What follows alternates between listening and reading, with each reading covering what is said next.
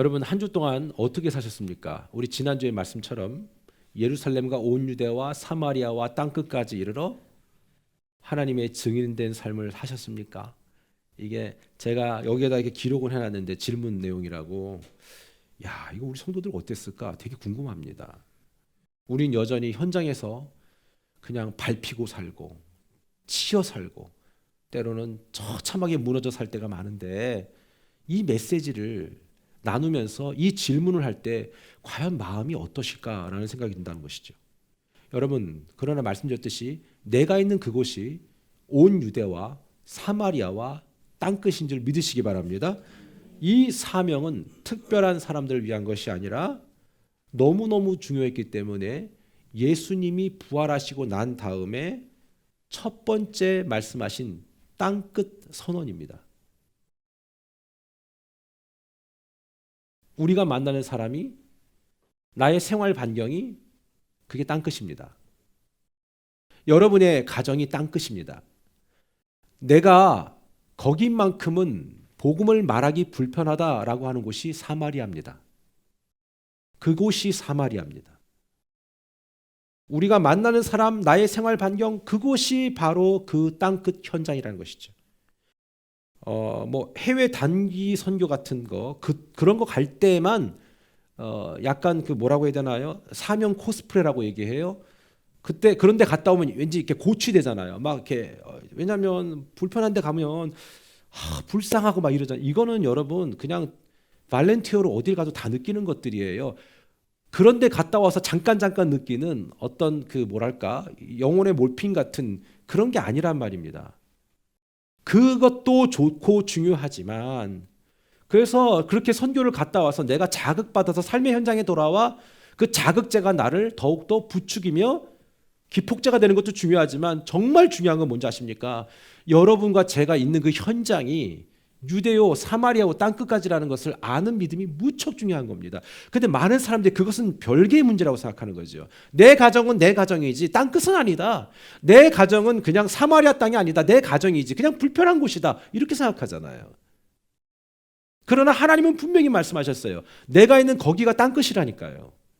말씀드렸죠, 여러분. 목회자의 가정이기 때문에 땅끝은 아니겠다. 뭐 사마리아 성 같이 척박하지 않겠다. 그런 착각을 버리시라니까요. 뭔가 하나님의 기뻐하는 모습을 유지하기 위한 그 텐션은요, 어떻게 보면 여러분보다 더 있을 수 있어요. 그게 엄청나게 힘든 일이거든요. 많은 사람들은 가정에 돌아가면 무장 해제돼서 그냥 내가 마음대로 말하고 마음대로 생각하고 마음대로 행동하기가 편하잖아. 그렇기 때문에 가족 구원이 제일 힘든 거예요. 왜? 집에서만큼은 내가 편하게 말하잖아요.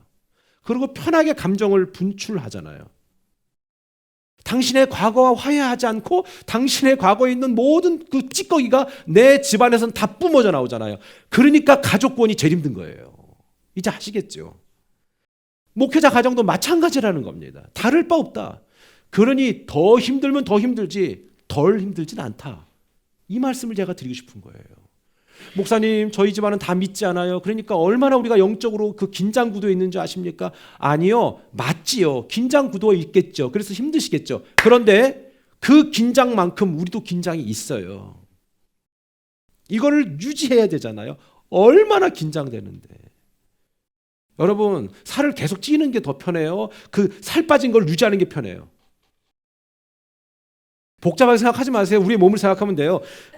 금방 찌잖아요. 올라오잖아요. 그렇잖아요. 유지하기가 너무 힘들어요. 유지하려면 아침에 몸무게 올라가야 돼요. 근데 어떤 집은 몸무게 치워버린다며. 왜? 충격받을까 봐. 근데 충격은 계속 받아야 되잖아. 어떤 텐션이 있어야 되잖아. 그렇죠? 시험 오잖아요. 시험 와야 돼요. 시험 오지 않으면 안 되는 거예요. 저 벌써 겁나요. 왜냐하면 정기검진할 때가 왔는데, 예? 세상에 제일 무서운 분이 배 선생님이세요. 예, 정말로. 그 사람이 나한테 돈 주는 것도 없는데, 그 사람 내 돈을 받는 건데 내가 왜 그 사람을 두려워해야 돼? 나는 돈 주고 그 사람한테 혼나. 왜 그래야 돼? 왜? 나를 텐션을 주는 사람이니까. 여러분, 영적인 것도 마찬가지입니다. 그런 텐션이 없다면 우리가 그걸 유지하려고 하겠어요? 학생이 시험이 없다면 내가 지금 어느 정도 수준 되는지를 알겠냔 말이에요. 모르지요. 항상 평안하다. 나의 마음속이 늘 평안해. 이거 문제인 거예요. 아무런 문제가 없다라고 생각하는 거 있죠. 이게 가장 큰 심각한 지경이에요. 여러분, 문제가 없을 수 없습니다. 문제의식을 느끼지 못하는 게 가장 큰 문제지. 예수님을 따랐던 많은 사람들이 따랐던 이유가 있어요. 초반에 막 기적을 베풀고 하니까. 왜냐하면 믿음이 없는 그 세대에 믿음을 심어주려고 하니까 가장 좋은 게 뭐예요? 예수님이 3년의 공세 기간에 그들에게 보여준 게 병든 자, 막 눈먼 자, 막 낙해하고 막 절름발이 일어서 세우고 이러니까 와 그러잖아요. 여러분 같으면 안 그러겠어요? 우리가 막 여기서 저기 안진뱅이 막 일어나 봐요. 전도하지 말라도 막 할 거예요. 안진뱅이 한번 이렇게 봐 그냥. 여러분, 제가 말씀드렸죠. 어떤 상황에 도래하지 않고 그 상황까지 가지 않고 믿는 게 감사라고요. 전 거기까지 안 가고 싶어요. 여러분의 삶 속에도 그런 상황까지 안 가게 되기를 축원합니다. 잃을 것 다 잃고 건강 다 상하고 말이지. 그러고 나서 천부여 의지 없어서 손들고 옵니다. 그것도 좋지. 그러나 그 전에 더 잘할 수 있었잖아요. 그런데 대부분의 사람들은 안 그래요. 잃어야 오고 얻어 터져야 오고 그래야 돼요. 이게 우리의 우매함이다라고 얘기하는 것이죠. 근데 그 당시 사람들도 예수님 막 따라다녔습니다. 왜냐하면 너무나도 너무 신기하니까 막 따라다닌 거예요. 그런데 어느 날 어때요? 5천 명을 먹이잖아요. 그리고 또 어떤 날은 또 12광주를 남기네. 오병이어 아시잖아요. 물고기 2마리, 보리떡 5개. 보리떡 5개가 어떻게 생겼는지 정말 궁금하거든요. 저도 실제로 안 먹어봤으니까. 우리 한국 보리떡은 아닐 거 아니에요. 자, 그런데 보세요. 그 엄청나게 많은 사람들이 배불리 먹었어. 예산을 집행하면 최소한 수만 불이 드는데 그 현장에서 그거를 급조했단 말입니다. 축사 하나로 예수님이 축복하시고 늘어났는데 어떤 방법으로 늘어났는지 난 모르겠어요. 뚜껑을 닫았다가 여름은 된 건가? 몰라요. 상상할 수 없어요. 중요한 건 다 먹었다는 거예요. 자유주의 신학자는 뭐라고 얘기하는지 아십니까? 이렇게 얘기합니다. 그때 소년이 그때 자기 거를 갖고 와서 헌신했잖아요. 그러니까 옆에 있던 그 어른들이 너무너무 부끄러워하고 자기가 갖고 왔던 쌌던 거를 다 풀어놨대. 그래서 다 먹고 남았대. 말도 안 되는 그렇게 자기 머리식으로 해석을 하니까 그건 미라클, 기적이 아니에요. 그건 아니에요. 분명히 기적이라고 얘기했어요. 그 기적을 현장을 목격하니까 어떻습니까? 사람들이 열광하지요. 그러면서 예수님을 졸졸 따라다닙니다. 근데 예수님이 그럼 기뻐하셔야 되잖아요. 근데 역시 예수님이에요. 거기서 한번 딱 브레이크 겁니다. 뭐라고 말씀하신지 아십니까? 요한복음 6장 26절을 같이 보겠습니다. 예수께서 대답하여 이르시되 내가 진실로 진실로 너희에게 이르노니 너희가 나를 찾는 것은 표적을 본 까닭이 아니요 떡을 먹고 배부른 까닭이로다. 여러분, 우리가 정말 믿음이 없을 때, 신앙이 없을 때, 초신자일 때는 교회를 나갈 때 내가 부족한 것 때문에 그 부족한 부분이 채워지기 원해서 너무 힘드니까 그분 의지하려고, 심신이 연약하니까 의지하려고 나갈 수 있습니다. 그러나 여러분, 그거는 하나의 과정일 뿐이지 그것이 우리의 신앙의 목표는 아니라는 사실이죠. 예수님이 그걸 말씀하신 거예요. 그렇기 때문에 예수님 믿다가 우리가 잘못될 수도 있고요, 오히려 더 경제적으로 부족함을 느낄 수도 있어요. 왜? 복음이 들어간 이유는 우리 몸뚱아리 건강해지는 것도 아니고 우리 어카운트의 밸런스 늘리는 것도 아니에요. 그거는 그 과정에서 하나님이 특별하게 허락하신 은혜이지 하나님의 목적을 위해서. 그 제가 몇몇 분하고 이런 얘기 나눴습니다. 세상에 믿음도 좋은 것 같은데 그건 믿음은 우리가 판단할 문제가 아니에요. 혼자만 알지, 자기만 알지. 그런데 믿음도 좋은 것 같은데 세상에 너무 부자야. 이런 사람들은 특별한 사명이 있는 사람들이에요. 전 여러분들이 그런 사명도 있게 되기를 축원합니다. 근데 쉽진 않아요. 쉽진 않아요. 자, 설교를 들어도 본질이 모르고 떡에만 집중하는 사람들이 얼마나 많은지 모릅니다. 살아가는 일들의 유익을 위해서 내가 신앙생활을 한다면 그 유익이 부족했다가 채워지면 어떻게 돼요? 이제 신앙을 포기할 수 있어요. 너무너무 힘들게 살다가 내가 정말 잘 살고 싶어갖고 내 하나님의 은혜 붙들면 정말 될 것 같아갖고 내가 믿음생활 시작했는데 이야, 기적적으로 하나님이 그걸 부어줬네? 그럼 어떻게 돼요? 하나님 떠나요. 그게 목적이었으니까. 근데 그게 목적이 아니었던 사람들은 어때요? 부어주시면요 더 섬겨요. 그게 특별한 사명자예요.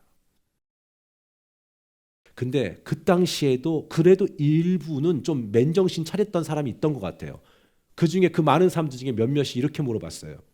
요한복음 6장 28절에 그들이 묻되 우리가 어떻게 해야 하나님의 일을 하오리까? 우리가 어떻게 하면 됩니까? 어떻게 해야 하나님의 일을 우리가 할 수 있습니까? 여러분 이것은 예수님이 기뻐할 일 아닙니까? 어떻게 하면? 저도 제일 좋은 게 뭔지 아세요? 저는 뭐 예수님 아니지만 감히 목사님 제가 어떻게 도와드리면 될까요? 나 이 얘기가 제일 행복해. 안 그러겠어요? 뭐 합시다 그런데 만약에 슬슬슬 도망가 봐. 제가 남자분들한테도요 한 2년 전에 부탁한 게 있거든요.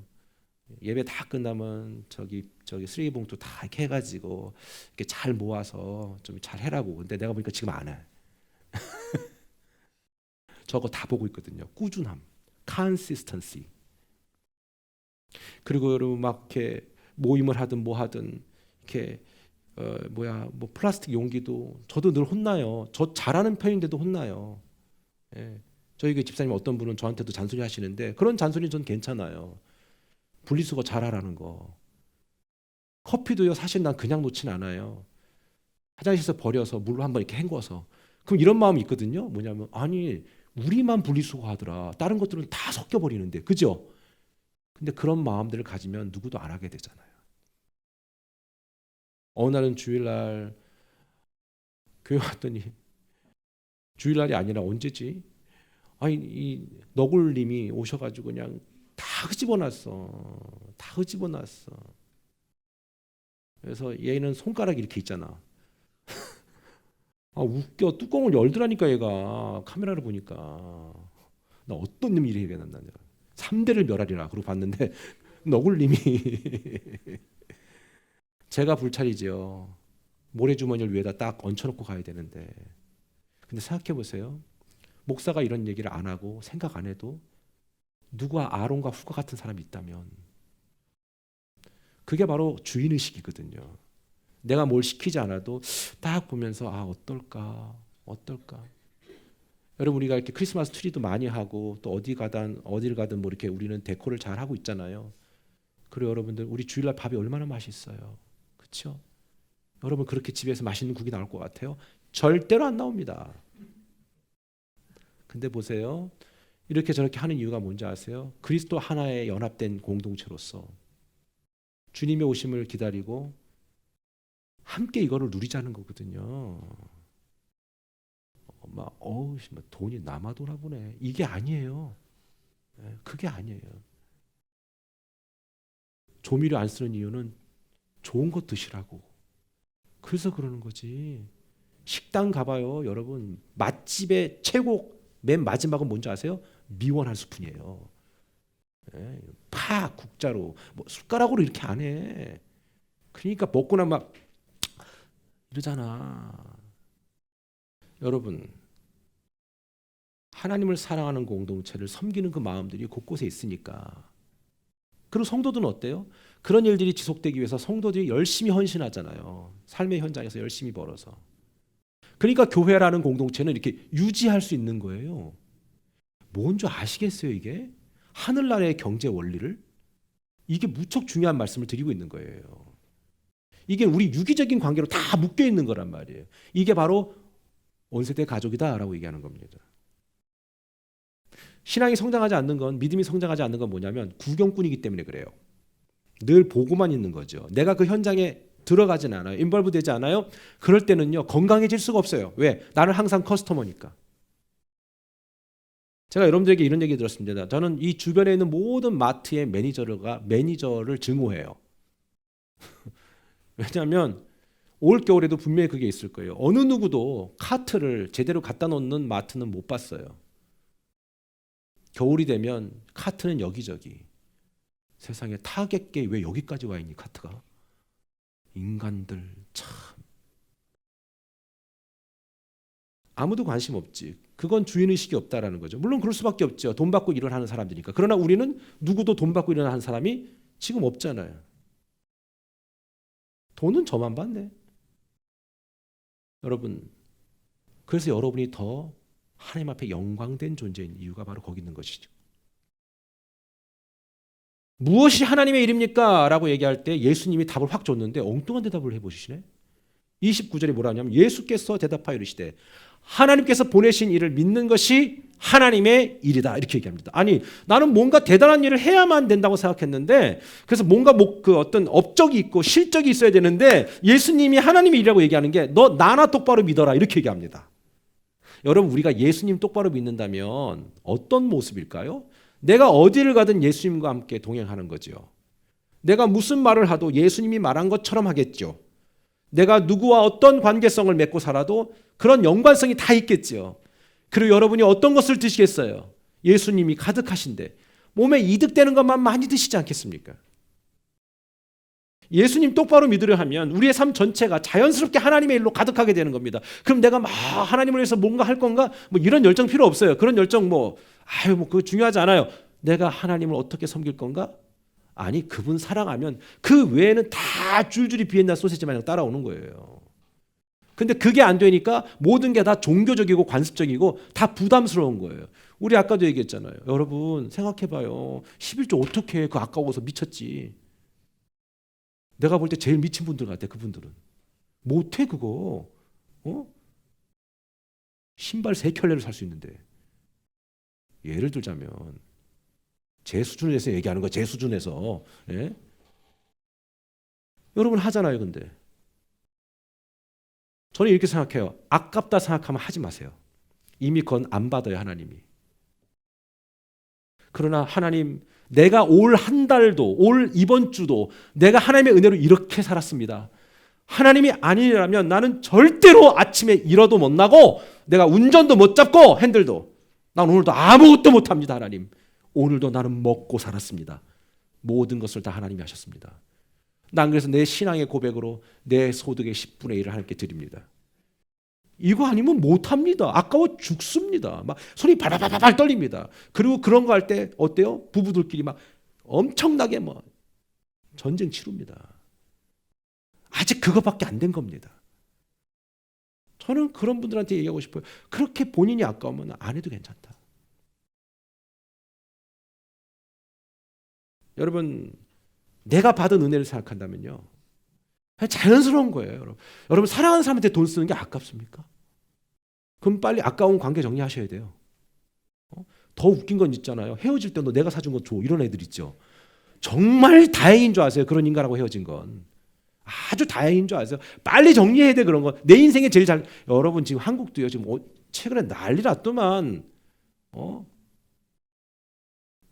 엄마가 있잖아요. 25살짜리 먹은 엄마가 부부싸움 한다고 열받아갖고 6개월짜리 딸아인가 아들을 15층 아파트에 던져버렸어. 여러분 볼 땐 미쳤다고 생각하죠. 그분은 미친 게 아니에요. 그냥 그렇게 하신 분이죠.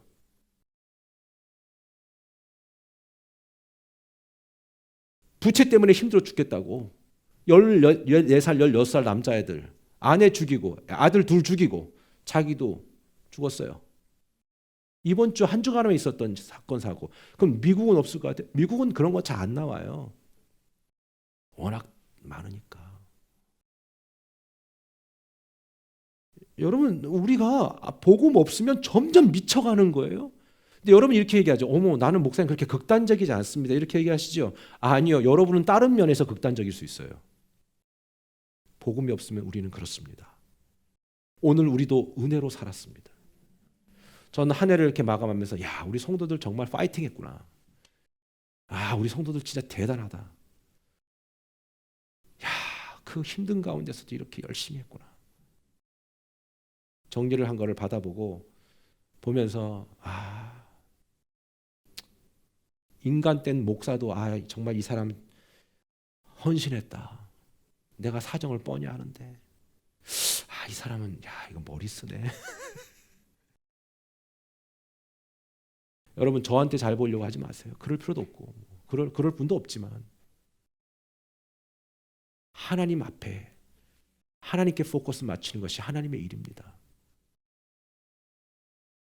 예수님 똑바로 믿으려 하면요, 여러분 제가 가르쳐 드릴게요. 하나님이 책임져요.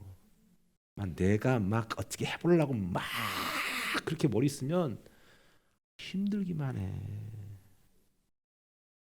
옆 사람 손 꼭 잡으면서 이렇게 하세요. 하나님 더 사랑하자고요. 시작. 하나님 더 사랑하자고요. 아멘. 네, 그거예요. 저 아직 헌금 설교한 거 아니에요. 자, 그래서 지금 있는 곳이 선교지다. 지금 내가 만나는 사람이 선교 대상자다. 여러분, 크리스마스가 뭔가요? 크리스마스는 하나님이신 그분이 내게 온 게 크리스마스예요. 징글벨 징글벨 징글 올 더 웨이가 아니라, 에? 어떻게 좀 오카리나 연주 준비 잘하고 있습니까? 네, 기대됩니다. 근데 보세요. 그 전까지는 이 말씀으로 능력으로 존재했던 그 하나님이 실제로 현실화되는 게 크리스마스예요. 요한복음 1장 14절에 이렇게 말씀되고 있거든요. 다 같이 읽어볼까요? 시작. 말씀이 육신이 되어 우리 가운데 거하심에 우리가 그의 영광을 보니 아버지의 독생자의 영광이요 은혜와 진리가 충만하더라. 아멘. 여러분, 이 말씀이 뭔지 아세요? 저 솔직히 나는 어릴 때 이해 못했거든요. 20대도 이해 못했어요. 왜냐하면 앞에서 목사님이 말씀이 육신이 되어서 오셔서 이렇게 설명하는데 그 외에 부연 설명은 없어. 각주가 없다니까. 그냥 그게 은혜 받은 줄 알고 성도들은 아멘 했는데 내가 보니까 다들 모르시는 것 같아. 여러분은 아세요? 여기서 여러분 말씀이라는 건 헬라어로 로고스거든요. 이건 쉽게 말씀드리면 기록된 성경을 말하는 거예요. 하나님의 말씀이 이렇다 저렇다라고 하나님은 오시지 않고 말씀으로 우리에게 감동을 줘서 기록되게 했잖아요. 성경으로. 잘 들으세요. 그게 로고스라는 거예요. 그런데 정작 기록된 말씀은 있으나 그분이 오시진 않았잖아요. 크리스마스는 말씀으로 듣고 보았던 그분이 실제로 왔다 이거예요. 살크스, 육체, 프레시, 이 몸, 이 살을 입고 왔다. 근데 누구의 몸을 입고 왔다? 여자의 후손이다. 남자는 절대 아니다. 왜? 남자의 후손이 되면 뭐라고 말씀드렸어요? 이제 기억하시잖아요. 죄 갖고 태어나야 되잖아. 그러나 여자의 후손으로 왔기 때문에 성육식 인카네이션, 그분이 오셔서 이제 그 모호했던 말씀들이 실현이 되었다. 와, 그럼 그분이 이분이야? 이렇게 된 거죠. 근데 그분이 오셔서 하신 말씀이 뭔지 아세요? 여러분, 크리스마스의 모토 아시죠? 하늘에는 영광, 땅에는 평화. 예수님이 오신 이유와 목적이 그거거든요. 그런데 정작 예수님이 오셔서 그 목적을 말씀하심과 동시에 정말로 그 과정에 일어나는 일들을 얘기하신 게 있는데 이게 오늘날 일어나는 현상이에요. 뭐냐면 마태복음 10장 34절에 36절의 말씀이에요. 예수님이 이렇게 말씀하셨어요. 내가 세상에 화평을 주러 온 줄로 생각하지 말라. 화평이 아니요 검을 주러 왔노라.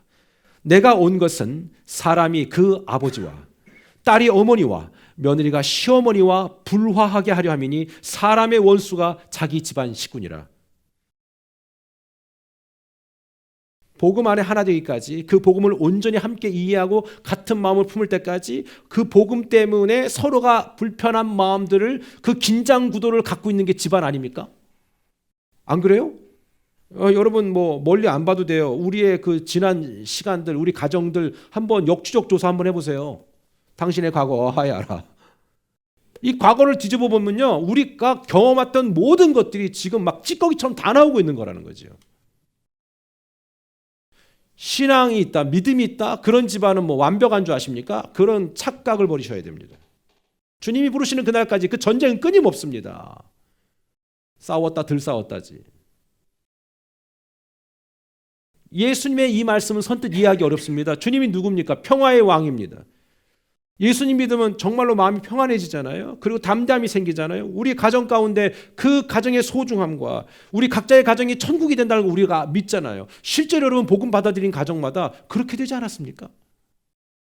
그런데 어때요? 너무나 많은 시간 우리 각 가정들은, 내가 있는 몸담고 있는 공동체는 이 복음을 아는 나와 그러지 못한 사람과의 끊임없는 갈등이 있지 않습니까? 이게 뭐냐 도대체 이게 말이죠. 그게 당연한 거라는 걸 아셔야 됩니다. 우리는 누구나 길이요 진리요 생명 되신 주님을 중심으로 살아가지 않을 때 우리가 서로 우리 각자가 자기 중심의 이기적인 삶이 묻어나오게 되어 있습니다. 여러분, 사람은 정말로 철저히 이기적인 게 사람입니다. 아무리 사랑한다고 얘기해도 결정적일 땐 자기를 돌아보는 게 사람입니다. 여러분 그냥 이걸 들으세요. 그냥 받아들이세요. 이 땅에서 영원한 사랑은 없다 생각하는 게 정답이에요. 그냥 그때 사랑해주는 거고 사랑할 만하니까 사랑하는 거지. 목사님 어떻게 사랑을 그렇게 모르세요? 알아요. 우리 사랑 영원하지 않아요. 인간한테는 영원이라는 단어를 적용시키면 안 돼요. 내가 먼저 가거나 네가 먼저 가거나 아니면 갈 때 거들떠보지도 않거나 이 정도예요. 목사님 너무 세상을 그렇게 건조하게 사시는 거 아닙니까? 아니요. 내가 그렇다고 건조해 보이지 않잖아요. 스윗해 보이지 않습니까? 오늘 대강정 첫째 주일이에요. 대강절 첫째 주일. 예수님이 오시면 바로 이런 이유였어요. 우리 예수님의 목적은 우리가 알았던 복음, 그래서 너무 익숙하지 않고 불편해하는 그 복음을 명확하게 얘기해 주시려고 그분이 직접 몸으로 오신, 아까 얘기했듯이 기록된 말씀이 로고스가 sarx, 몸을 입고 오셨다라고 얘기한 겁니다. 우린 대부분의 사람들이 평생 묶여 살고 있는 이 문제들이 예수님을 받아들이는 그 순간부터 진정한 자유가 뭔지 알게 됩니다. 예수님 믿게 되면 그렇기 때문에 운명과 사조와 팔자에 묶였던 사람들이 자유케 되는 거예요. 근데 예수님 믿었는데도 불구하고 여전히 점 보고 다닌다? 이거는 예수님 안 믿는 사람은 가능합니다. 제가 말씀드렸잖아요. 점 보는 권사들, 점 보던 장로들도 많다니까. 그러니까 교회에서 직분은 준 거야. 어느 점 되니까 좀 준 거지. 그런데 어때요? 내 안에 하나님이 살아계시지 않으니까 그냥 심신이 미약한 거예요. 여러분 우리가 다 심신이 미약한 자들이거든요. 그런데 우리가 그럼에도 불구하고 하나님 붙들잖아요. 예? 그런데 그게 없으니까 다른 것을 의지하고 싶은 거지. 다른 데서 기웃기웃하는 거지. 그러나 분명히 말씀하셨어요. 성령이 너에게 임하시면 너희가 권능을 받고 예루살렘과 온 유대와 사마리아와 땅끝까지 이르러 내 증인된다. 권능이라는 단어 이제 외우라 그랬죠. 뭐예요? 두나미스. 영어로 얘기하면 다이너마이트라고 얘기했어요. 이 권능이 없으니까 예수 믿는 우리들이 자꾸 밀리는 거예요. 꿀리는 거예요. 어디 가서 위축되는 거예요. 왜 위축돼야 됩니까? 우리가 예수님의 이름을 갖고 있는 우리들이 위축되지 마세요. 죽여. 예수 믿는 사람을 누가 건드리겠어요? 털끝 하나 상하지 못하게 한다. 사탄이 하는 일이라면 그런다는 얘기예요. 그들에게 일어난 일은 증인된 삶, 마르투스를 얘기하는 거라는 겁니다. 여러분 예수님은요 굳이 승천하지 않아도 되거든요. 그분은 올라가지도 않아도 되고 내려오지도 않아도 돼요. 왜? 어차피 그분은 사도행전 7장 49절 이렇게 얘기했거든요. 주께서 이르시되 시작 하늘은 나의 보좌요 땅은 나의 발등상이다 이렇게 얘기합니다. 그분은 이미 하늘은 나의 보좌요 땅은 내 발등상이야. 내가 어디로 이동하든 뭐 여기가 다 내 건데 뭐 내가 승천하고 자시고 이런 거 너한테 보여줄 필요가 있겠냐. 근데 그렇게 하신 이유가 뭐예요? 항상 예수님은 우리의 수준에 맞추어서 내가 떠난다라는 것들에 대한 이해와 내가 다시 올 거에 대한 이해를 보여주려고 그런 것들을 보여주시는 거지. 우리는 거기에 묶여있는 사람들이니까. 그래서 주님이 다시 오실 때는 어떤 국지적인 제한적인 그 다음에 어떤 한 지역에만 국한적인 그런 현상이 아닙니다. 전 어릴 때에 막 뛰어가다가 보면 태양은 계속 따라오는 것 같아. 그런 거 안 해봤어요? 나만 미쳤구나. 막 뛰어. 조금 더 빨리 뛰면 제가 못 따라올 것 같은데 여러분 심지어 버스를 딱 타봐요. 그렇죠? 저 어릴 때 버스 25년인데 많이 쌌다. 내가 이렇게 됐나. 어쨌든 그 버스 타고 막 가도 얘는 따라오잖아. 얘는 하나도 숨이 안 차. 왜? 내가 여기서 죽도록 몇 시간을 이동해도 해는 이거밖에 안 한 거야. 아니 얘는 이게 아니지. 엄밀히 말하면 이러고 있었지. 예수님의 오심은 이게 아니라 지구 반대편까지도 동시다발적으로 일어난다. 이거 아셔야 됩니다. 가실 때는 400~500명만 봤지만 오실 때는 그게 아닙니다. 오늘 10절로 11절 이렇게 얘기합니다. 올라가실 때 제자들이 하늘을 쳐다보고 있는데 흰옷 입은 두 사람이 그 곁에 서서 여기서 흰옷 입은 두 사람은 두 남자를 말합니다. 언어 성경에 보면은 사람의 모습을 갖고 있어야 메시지를 전할 수 있잖아요. 그 사람은 누군지 모르지만 또 다른 하나님의 현현이겠죠. 천사가 나타나서 얘기하고 그 천사는 남자의 모습을 입고 있다가 사라져버리는 겁니다. 전 이런 생각했어요. 어릴 때. 옛날엔 천사도 많았네. 요즘엔 안 나타나는데. 천사가 바쁜가? 옛날엔 그게 가능한 거예요. 제가 말씀드렸잖아요. 성경이 다 기록되기 전이기 때문에 이 모든 것들을 시청각적으로 경험할 수 없었던 그들을 향해서 모든 역사 기록물들을 그들이 체험하면서 쓰게 하려고 그런 경험을 하는 거예요. 근데 여러분 그거 엄밀히 말하면 지금도 천사 있다고 난 믿습니다. 믿으시면 아멘. 나타나는 경로와 보여지는 것은 다를 수 있습니다. 아까도 뒤에 보니까 우리 청년의 친구가 아기 천사 같은 거 하나 갖고 있더라고. 빨개 벗어낸데 등짝에 그 날개 요따만한 거 붙어 있더라고. 천사는 사실 그런 모습 갖고 있지 않습니다. 성경에서 말하는 천사는요, 희귀합니다. 일단 날개가 6개입니다. 눈을 가리고 있고요. 한 쌍은 발을 가리고 있고요. 나머지 한 쌍은 날개짓하고 있습니다. 그리고 눈이 하나입니다. 희귀합니다. 아주 그냥. 보기 싫어요. 근데 여러분 우리가 뭔가 아름답다, 흉하다, 추하다라는 기준이 어디서 나온 겁니까? 그것도 절대적인 기준이 아니잖아요. 왜? 내 새끼는 다 이쁜 거 볼 때에. 그죠? 천사는 우리가 어떻게 만날지 모릅니다. 우리 주변에 우리의 도움이 필요한 사람들, 그 다음에 아픔 있는 사람들 앞에 다가가는 거. 어찌 보면 그게 그도 나도 모르는 천사의 미션일 수 있습니다. 천사들이 이렇게 얘기했습니다. 갈릴리 사람들아 어찌하여 서서 하늘을 쳐다보느냐. 너희 가운데 하늘로 올라가신 이 예수는 하늘로 올라가심 그대로 오시리라. 아멘. 이 말은 멍 때리고 있지 마라. 지금 너희가 목격한 이 모습은 결코 끝이 아니다. 지금 이 모습은 예수님이 반드시 다시 오심을 약속한 예고편일 것이다. 예수님의 티저예요. 두둥. 예수님이 오신다. 반드시 오신다. 여기서 본 그대로 오신다는 게 뭔 뜻인지 아십니까? 심판주로 제 이름주로 오실 때에 대한 설명인데 이것은 결코 상징적이거나 비유적인 표현이 아닙니다. 실제적인 표현입니다. 사실적인 표현입니다. 민수기 23장 19절에 하나님은 사람이 아니시니 거짓말 안 하시고 인생이 아니시니 후회도 없다. 어찌 그 말씀하신 바를 행하지 아니하시며 하신 말씀을 실행하지 않겠냐. 우린 약속하고도 약속을 저버릴 때가 얼마나 많습니까? 그러나 하나님은 한 번 말하면 어때요? 지킵니다. 그래서 은혜 받은 사람들이 약속 소중히 여기는 거예요. 약속을 소중히 안 여기는 사람도 있죠. 그 습관성인 사람도 있잖아요. 그 은혜가 없어서 그래요. 은혜 받고요. 여러분들에게 말씀이 내 안에 이렇게 착상이 되면요. 사람이 제일 첫 번째 바뀌는 게 약속을 잘 지켜요. 왜냐하면 고린도후서 1장 20절에 하나님의 약속은 얼마든지 그리스도 안에서 예가 되니 they are yes in Christ. 그러므로 우리가 아멘하여 하나님께 영광을 돌리느니라. 아멘. 이겁니다. 그러니까 하나님은요 절대 이렇게 요랬다 저랬다 하는 분 아니에요. 제가 하나님을 그러니까 소위 얘기하는 이제 학교에서 공부하기 전에 성경에 얼마든지 하나님이 요랬다 저랬다 하는 모습들이 많았는데 그럼 하나님도 마음이 때마다 시마다 바뀌는 거 아닙니까? 에? 그런 질문할 수 있잖아요. 아니요. 하나님은 그렇게 하시기로 이미 작정하시고 우리들에게 부추기기 위해서 그렇게 하는 거죠.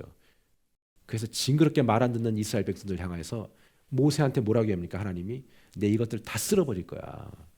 하나님의 목적은 쓸어버림이 아니죠. 우리 그렇게 얘기할 때 있잖아요. 너 이놈의 새끼 자꾸 그러기만 해 다리 몽둥이를 부러뜨려버리지. 이렇게 얘기하잖아. 근데 부모님이 다리 몽둥이를 부러뜨릴 거라면 지금 모든 애들은 다 장애인 돼 있을 거예요. 아무도 안 들어. 물론 엊그제 그 사건처럼 15층에서 던지는 부모도 있어요. 그러나 대부분의 부모는 그렇지 않잖아요. 말을 엄포를 주잖아요. 애 키워보니까 알겠죠. 예? 다리 부러뜨렸어요? 아니잖아요. 지금은 몰라. 지금은. 나중엔 진짜 언어로 엄청 부러뜨린다? 그러나 본인들도 부러진 적 없잖아. 그게 부모의 마음에 내가 그렇게 하려고 하는 엄포가 아니라 그렇게 하고 싶지 않으니까 그러지 말아라라고 얘기하는 엄포잖아. 그 말의 표현이에요. 하나님은 한 번도 바뀌지 않아. 그러나 우리 육신의 부모는 바뀌잖아요. 이랬다 저랬다도 하잖아요. 그러나 우리 하나님은 그러지 않잖아요.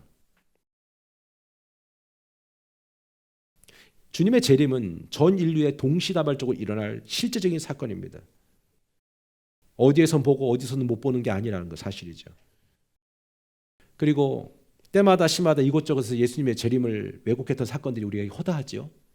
그러다 보니까 이런 선포가 여러분들에게 그냥 자극이 안 될 수도 있다고 생각해요. 왜? 지금 좀 많았습니까? 자기가 예수라고 했던 사람들이.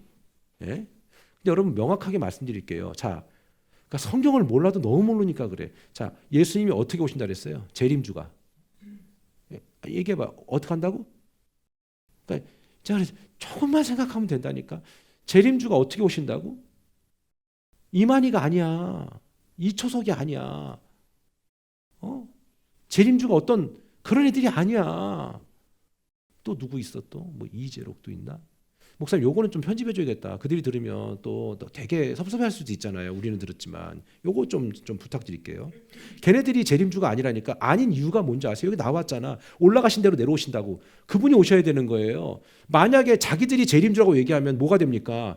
니들은 네 엄마 아빠가 있잖아 이거예요. 네 엄마 아빠가 누구야? 네 애비가 누구냐 이거지. 네 아버지가 누구야? 네 아버지가 원죄를 타고 태어난 죄인이 아니야. 그 죄까지 전가됐는데 네가 뭐라고 누구를 구원해? 이렇게 되는 거예요. 제가 어느 날 미쳐가지고 여러분 저를 믿으면 구원받습니다. 내가 재림주입니다. 이런 얘기하면 간단한 원리 뭐라고요? 당연히 떠나야죠. 그럴 때는. 뭐 목사님 오늘 설교했는데 내 마음에 섭섭함이 왔어요. 떠나요. 이런 헛소리 하지 말고 그거는 그런 사람 없으니까 지금 편안하게 얘기하는 거예요. 제가 복음이 아닌 걸 말할 때 떠나세요. 예. 그럴 때 떠나는 거야. 와, 섭섭해 무슨 아유 이놈의 섭섭이들은 아유 태초부터 있었거든요. 평생 섭섭이들은 돌아다니다 끝나요. 뭔지 아시겠죠? 그런데 육신의 몸을 입고 태어난 우리들은 다 죄인이에요. 누구를 구원해 줄 수가 없다고요.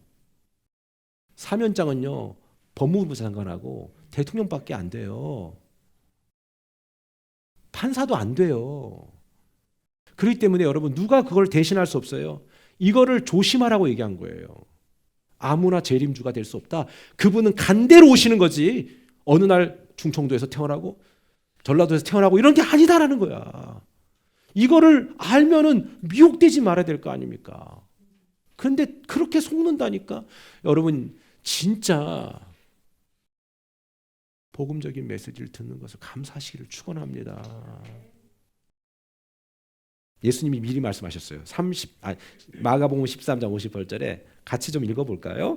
예수께서 이르시되 너희가 사람의 미혹을 받지 않도록 주의하라. 많은 사람이 내 이름으로 와서 이르되 내가 그라하여 많은 사람을 미혹하리라. 이미 아신 거예요. 시작. 난리와 난리의 소문을 들을 때에 두려워하지 말라. 이런 일이 있어야 아직 끝은 아니니라. 그러니까 꼭 그럴 때 보면 그걸 이용하는 사람들 있죠. 뭐 전쟁 막 일어나고 어디 화산 폭발하면 막 주님이 오신다. 그건 누구도 몰라요, 여러분. 화산 폭발했다고 주님이 오는 것도 아니고 전쟁 났다고 오는 것도 아니에요. 그건 아무도 몰라요. 그것과 무관하게 오실 텐데 예측은 할 수 있게끔 해주시지만 그걸 적절히 종교적인 포장거리로 삼지 말란 얘기입니다. 그러면서 시작. 민족이 민족을 이건 계속 일어날 거예요. 시작. 나라가 나라를 대적하여 일어나겠고 곳곳에 지진이 있으리니며 기근이 있으리니 이는 재난의 시작이니라. 북유럽 국가의 지도가 지금 바뀌고 있다고 고민들 많이 하시더라고요. 지금 난리도 아니라고. 그러니까 주님이 오실 거라고 얘기하는 건 아닙니다. 난 몰라요. 내일 오실 수도 있고요. 이따가 점심 거하게 드시고 난 다음에 오실 수도 있다고 봐요. 복음의 전파율은 지금 급속히 빠릅니다. 이제 전 세계 어디라도 인터넷이 공급될 수 있도록 이미 테슬라는 손을 다 썼습니다. 일론 머스크는. 여러분 우리는 지금 여기에서 복음을 듣고 있고 이 복음의 가치를 우리가 알든 모르든 우린 여전히 시간이 흘러가는 이것에서 그냥 감동 없이 살아갈 때가 많습니다. 온천하에 복음이 증거되면 그때가 끝이 오리라. 엄청나게 빠릅니다. 지금에도 오지가 있지만 언제까지 그 오지가 보호될까요? 복음은 다 들었습니다. 그날은 주님이 언급하지 않았습니다. 매일매일 주어진 증인의 삶을 살아야 합니다. 반드시 그분은 그대로 오시기 때문입니다. 말씀을 마치겠습니다. 우리 각자 사연 다르죠? 사연 제가 이민 가정 사연 엄청나 진짜 막 엄청나. 나 처음에 목회하는데 그게 감당이 안 되는 거야. 이 가정이 이렇게 사연이 많아. 이분은 이렇게 과거가 화려하네. 막 그러면서 내가 감당이 안 되는 거예요. 지금은 내가 이제 이해가 되고 저도 이제 약간 이 굳은 살이 배겼다고 해야 되나? 이게 조금 내가 이제 좀 의연해졌어. 이게 좋게 말하면 의연해진 건가?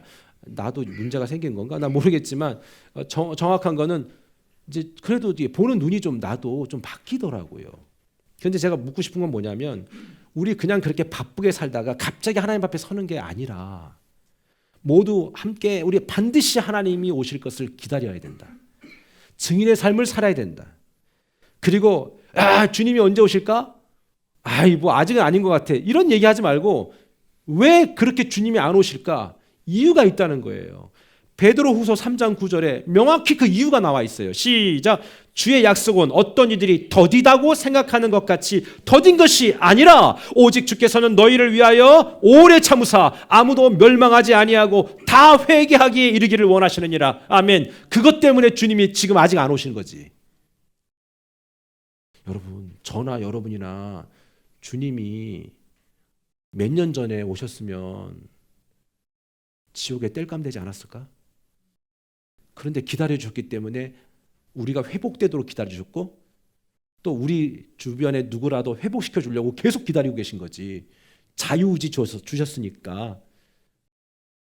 나 정말 이 말씀 반드시 그분은 그대로 오실 줄 믿습니다. 여러분의 현장에서 주신 일들 잘 감당하시고 그곳에서 만나는 사람들, 그곳에서 만나는 일들 속에 하나님의 영광이 될 수 있게 되기를 주님의 이름으로 축원합니다. 기도하겠습니다.